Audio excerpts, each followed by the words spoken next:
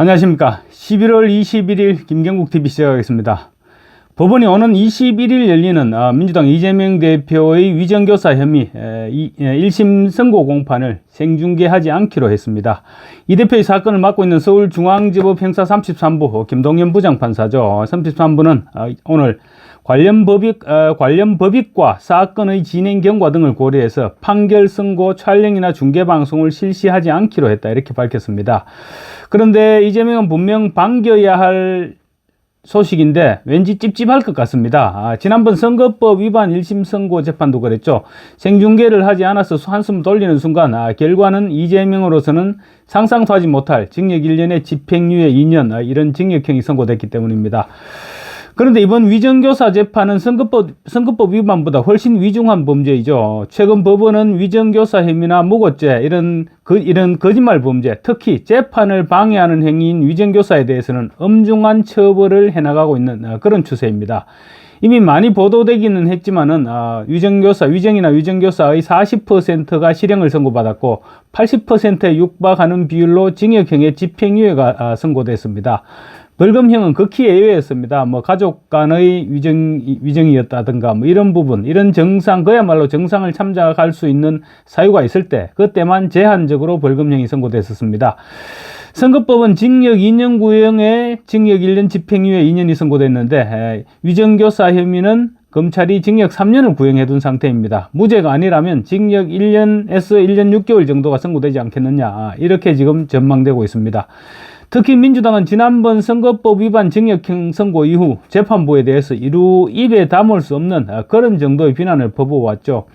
정치 판결이니 사법살인이니 이런 상상 가능한 온갖 표현들을 동원해서 사법부를 비난했습니다. 심지어 서울대 나온 판사가 맞느냐 이런 인신공격까지 서슴지 않았고 개딸들은 신변 위협성 발언까지도 내뱉었습니다.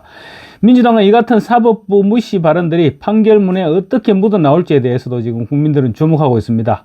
이럴 때일수록 재판부는 주눅 들지 말고 엄정한 판결로 사법부를 우롱하고 모욕한 죄까지 포함시켜서 그야말로 추상 같은 판결을 내려야 될 것입니다. 만약에 어정쩡한 판결을 내릴 경우 사법부가 정치권의 압박에 굴복한다는 그런 인상을 줄 수도 있고, 그렇게 되면 재판부 스스로가 사법부의 격을 추락시켰다, 이런 비판에 직면하게 될 것입니다. 그래서 재판 생중계를 통해서 이런 범죄 행위를 국민들이 낱낱이 볼 수 있도록 했어야 되는데 아쉽다, 이런 생각을 떨칠 수가 없습니다. 이번 위정교사 재판은 선거법과 달리 일부 무죄를 선언할 건덕지도 없습니다. 이재명이 김진성 씨에게 전화를 걸어서 위정을 강요한 통화 파일이 증거 파일로 제출됐죠.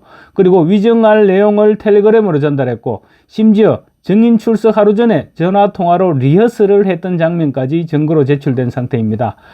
그런데 아마도 이재명과 민주당은 유죄가 선고되고 나면 이번에도 정치재판이라고 비난하면서 온갖 선동질을 해댈 것이 불을 보듯합니다.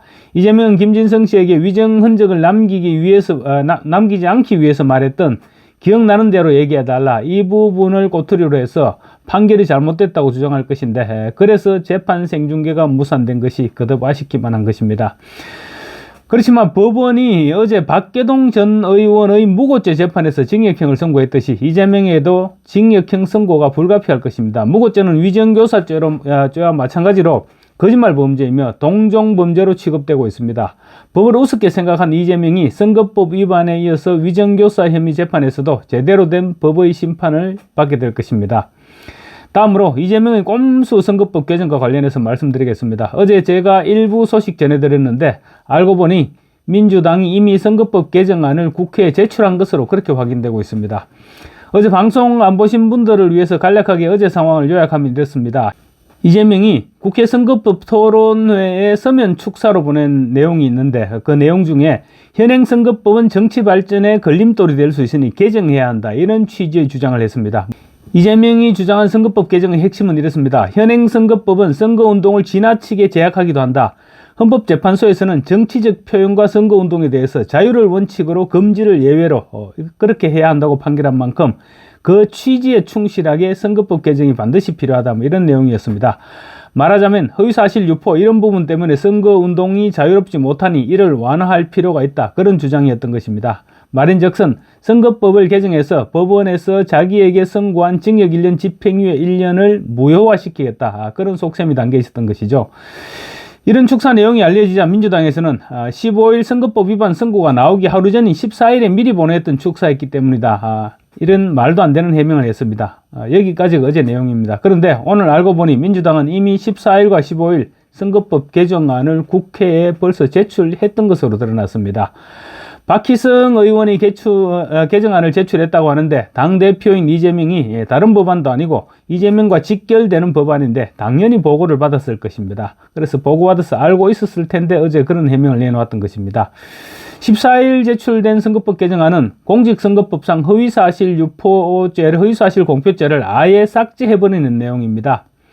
이재명에 대한 1심 선고가 내려지기 이전이니까 선고 내용을 몰랐고, 그러니까 아예 허위사실 공표죄를 없애버리면 이재명이 어떤 형을 선고받더라도 관계가 없어지게 되는 것입니다. 그러면 선거에 출마하는 후보들은 그야말로 살맛나는 세상이 될 것입니다. 선거 때 자신은 물론 상대 후보에 대해서도 아무 말이나 아무 비방이나 마음대로 해도 괜찮아지고, 공보물을 제멋대로 제작해도 그렇게 배포해도 죄가 되지 않습니다. 이런 법안을 제출했다고 하는데 과연 믿겨지십니까? 이재명 한 사람을 위해서 사법 시스템 자체를 아예 망가뜨리겠다는 그런 내용이죠. 박희성 의원 본인도 아마 이런 법안이 통과될 것으로 생각하지는 않았을 것입니다. 아마 본회의 상정도 쉽지 않을 것입니다. 그렇지만 민주당이니까 밀어붙일 수도 있을 것입니다. 그래도 결국은 대통령의 거부권 행사에 맡기게 되겠죠. 그런데 만약 이 법안이 통과된다면 징역 1년에 집행유예 2년을 선고받은 이재명 대표의 허위사실 유포죄는 그냥 면소 판결로 사라지게 되는 것입니다. 그게 이 법안을 제출한 진짜 목적인데, 통과되지 못할 것을 뻔히 알면서도 법안을 제출한 것은 이재명 아부용이다. 이렇게 봐도 무방할 것 같습니다. 그리고 선거법 위반 선고 당일인 15일에는 공직선거법상 벌금 100만 원 이상이 선고되면 당선 무효, 그리고 피선거권을 박탈하게 되는 조항을 벌금 1000만 원 이상으로 바꾸겠다는 내용의 개정안을 발의했습니다. 아마도 선고 직전에 발의한 것으로 보이는데 징역형까지 선고될 것이라고는 생각하지 않고 고액의 벌금형이 선고될 수도 있으니까 아예 벌금 기준을 높여버림으로써 이재명의 피선거권 박탈을 막아보겠다. 그런 법안이었던 것입니다. 그리고 보통 이런 법안이 제정되면 부칙의 실행일을 정하게 되는데, 보통 기간을 한 6개월 이상 이렇게 길게 시행일자를 정하는 경우가 많습니다. 그런데 이 법은 공포 후 3개월 이내에 시행하도록 했습니다. 조희대 대법원장이 633 강행 규정을 지키도록 이렇게 거듭 당부를 하고 있죠. 633 강행 규정을 지킨다고 하더라도 앞으로 3개월 이내에 이재명의 선거법 재판이 대법원에서 마무리되는 것은 불가능한 일이죠. 그래서 3개월 이내에 법을 시행하도록 이렇게 부칙조항에 명시를 한 것입니다. 이재명의 판결 결과를 민주당이 국회의 힘으로 바꾸어 보겠다는 그런 발상인 것입니다. 이렇게 눈에 뻔히 보이는 꼼수 법안을 법안으로 제출한 것입니다. 그야말로 이재명 1인을 위한 위인설법이고, 이재명에게 문제가 있을 때마다 이런 법안들이 계속 제출되고 있습니다. 이와 관련 판사 출신의 국민의힘 장동혁 최고위원은 이런 법률안들이 통과되면 통과되는 대로 이재명은 면소 판결을 받게 될 것이고, 설령 통과되지 않는다고 하더라도 처벌 규정에 대한 개정 논의만 있어도 법원에서 유리한 양형 참작 사유로 고려되는 경향이 있기 때문에 어떤 경우에도 이재명을 위한 꼼수 법안이다. 이렇게 지적을 했습니다. 아마 훗날 입법권 남용의 사례로 교과서에도 오를 그런 내용의 전횡인 것 같습니다. 김재원 최고위원은 이재명이 전날 정치인은 교도소 담장 위를 걸어다닌다 이렇게 말한 것과 관련해서 이재명 대표의 말처럼 그렇게 많은 정치인들이 그렇게 이재명 대표처럼 그렇게 막 살지는 않았다. 이렇게 얘기했고, 김민전 최고위원은 이재명은 이미 몸통의 절반은 교도소 안으로 떨어져 있는 것으로 보인다. 이렇게 꼬집기도 했습니다.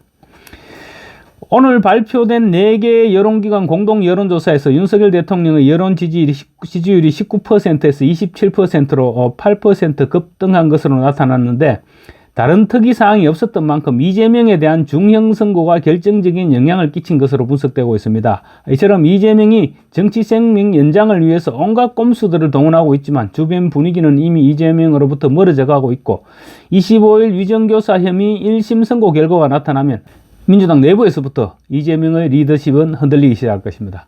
감사합니다. 구독과 좋아요 그리고 알림 설정으로 많은 격려 부탁드리겠습니다.